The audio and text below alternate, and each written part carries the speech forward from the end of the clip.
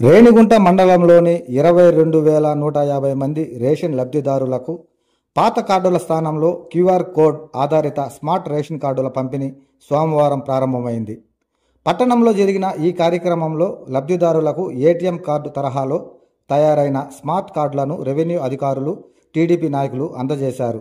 ఈ సందర్భంగా తహసీల్దార్ చంద్రశేఖర్ రెడ్డి మాట్లాడుతూ, రాష్ట్ర వ్యాప్తంగా పౌర సరఫరాల శాఖ 4 విడతల్లో స్మార్ట్ కార్డుల పంపిణీ చేపట్టిందని, అందులో భాగంగా తిరుపతి జిల్లాతో పాటు మరో 4 జిల్లాల్లో మొదటి విడత ప్రారంభమైందన్నారు. రేణిగుంట మండలంలో నేటి నుండి పంపిణీ చేయడం జరుగుతుందన్నారు. గ్రామ వార్డు సచివాలయ సిబ్బంది ద్వారా లబ్ధిదారుల ఇంటి వద్దకే కార్డులు అందజేయనున్నట్లు తెలిపారు. ఈ కార్డులపై ఉన్న క్యూఆర్ కోడ్ స్కాన్ చేస్తే కుటుంబ సభ్యుల వివరాలు, రేషన్ సమాచారం సులభంగా తెలిసే అవకాశం ఉందని వివరించారు.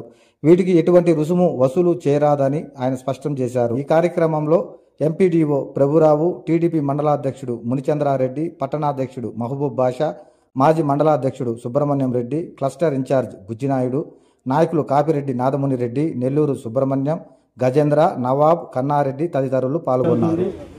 అందులో భాగంగా రేణిగుంట మండలంలో రేణిగుంట పట్టణంలో ఈరోజు తహసీల్దార్ గారి ఆధ్వర్యంలో ఈ యొక్క స్మార్ట్ రేషన్ కార్డు పంపిణీ జరుగుతుంది.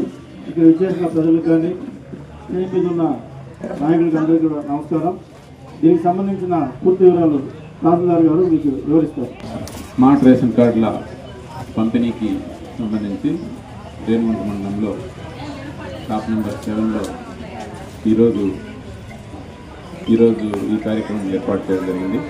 ఈ కార్యక్రమానికి చేసిన మండల టీడీపీ నాయకులు ముఖ్యంగారెడ్డి గారు, సుబ్రహ్మణ్యరెడ్డి గారు, భాష, అలాగే మిగతా నాయకులందరూ కూడా నా స్వాగతం. అలాగే ఇక్కడికి వచ్చేసిన కార్డుదారులందరికీ కూడా నా నమస్కారం. ముఖ్యంగా కొత్త ప్రభుత్వం ఏర్పడిన తర్వాత ఎండిఏల ద్వారా చాలా ఇబ్బందులు పడుతున్నారు ప్రజలు. ఏ టయానికి ఎండిఏ వస్తుంది, ఎక్కడికి వస్తుంది అనేది తెలియని పరిస్థితి ఉంది.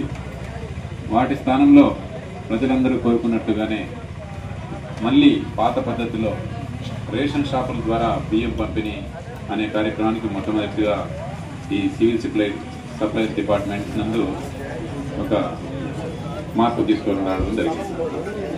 ఇందులో భాగంగా 1వ తేదీ నుంచి 17వ తేదీ వరకు రేషన్ పంపిణీ అనేది జరుగుతుంది. మీకు వీలున్నప్పుడు సంబంధిత రేషన్ షాప్కి వెళ్ళి మీరు సరుకులు తీసుకునేటువంటి వెసులుబాటు కూడా ప్రభుత్వం కల్పించింది. దానికి అందరూ కూడా చాలా సంతోషంగా ఉన్నారని మాకు అర్థమైంది. అలాగే పాత రేషన్ కార్డుల స్థానంలో, ఎందుకంటే ఆ రేషన్ కార్డ్స్ చినిగిపోవడం, ఇంకొకటి ఇంత పెద్ద కార్డు ఉండడము, దాన్ని తీసుకెళ్లే వెసులుబాటు లేకపోవడం, వీటన్నిటినీ గుర్తించినటువంటి ప్రభుత్వము